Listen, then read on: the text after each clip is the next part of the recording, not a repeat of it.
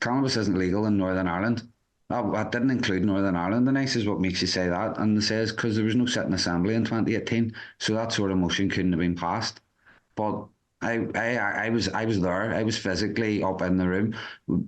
It's a motion called legislative consent. I got that all out in one.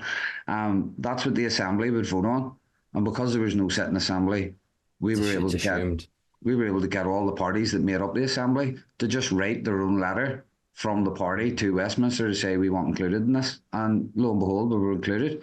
So it's good from my own perspective that I have that background, that I'm able to look these people in the eye and be sensible and serious and say, this happened, and here's how it happened.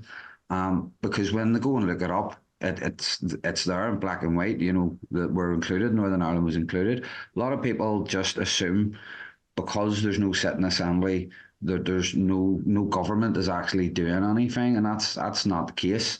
But when I did open my lounge, it's in Ballyclare, which is about 10 miles away from Belfast city centre.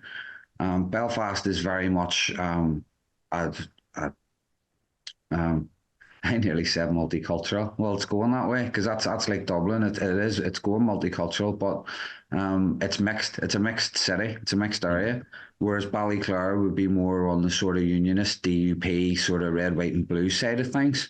Whenever I opened the lounge, I went round to the local DUP MLA in the area, and I took round a copy of my prescription and a copy of Walter the Wizard and the Magic Seed, the children's book, and I put my suit on, and I made an appointment with him. I went round, and that's the two things I put on the desk. And he turned around and he knew me from obviously from campaigning for law changes and stuff. When I sat down and explained to him, there's the book, there's my script, this is what I'm doing. The only thing they said was, listen, good luck. Just make sure there's no kids standing outside smoking any joints, because there's a grammar school about 100 metres away.